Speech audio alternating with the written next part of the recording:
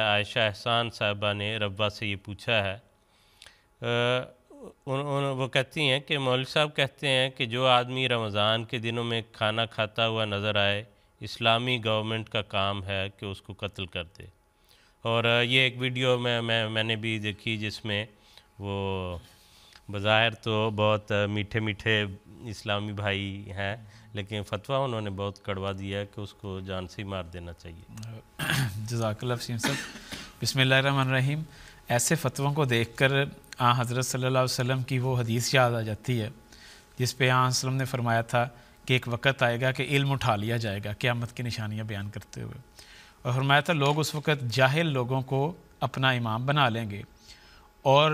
فافتوا بغیر علم، بغیر علم کے فتویٰ دیں گے، فضلوا، خود بھی گمراہ ہوں گے اور لوگوں کو بھی گمراہ کریں گے۔ نہ قرآن کریم میں اس کا ذکر ہے نہ حدیث میں اس کا ذکر ہے۔ انہوں نے یہ پتہ نہیں یہ موقف کہاں سے اختیار کیا، کیسے نکالا، بلکہ اگر ہم قرآن اور حدیث کو دیکھیں تو اس کے بالکل الٹ موقف ملتا ہے۔ مثلا حدیث میں آتا ہے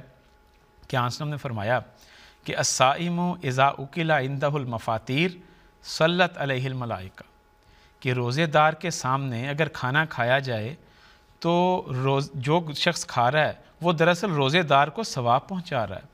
اور اس کے نتیجے میں فرشتے اس پر درود بھیج رہے ہیں کہ دیکھو اس کے سامنے لوگ کھانا کھا رہے ہیں، لیکن اس کے باوجود اس نے اپنے نفس پر اتنا کنٹرول ہے کہ اس کے ثواب میں اضافہ ہو رہا ہے۔ اور پھر ایک اور رنگ میں دیکھیں، مجھے نہیں پتہ انہوں نے یہ فتویٰ کہاں سے لگایا، کیسے لگایا، حضرت صلی اللہ علیہ وسلم نے رمضان کے مہینے میں سب کے سامنے پانی پیا۔ رمضان کا مہینہ تھا، آپ مکہ تشریف لے کے جا رہے تھے اور آپ کو پتہ لگا کہ بعض لوگوں نے روزہ بھی رکھا ہوا ہے، آپ نے ان سب کے سامنے یہ دکھا کر اور ہاتھ اونچا کر کے پانی پیا تاکہ لوگوں کو یہ پتہ لگ جائے کہ میرا روزہ نہیں ہے۔ اور اتنی واضح ہدایات، اتنا واضح حضرت صلی اللہ علیہ وسلم کا علم اور حضرت صلی اللہ علیہ وسلم کا عمل، تو اس کے باوجود ایسے فتوے نکالتے ہوئے میں سمجھتا ہوں کہ ان کو کچھ خدا کا خوف کرنا چاہیے اور کوئی قرآن اور حدیث کے مطابق عمل کرنا چاہیے۔ جزاک اللہ منصور صاحب۔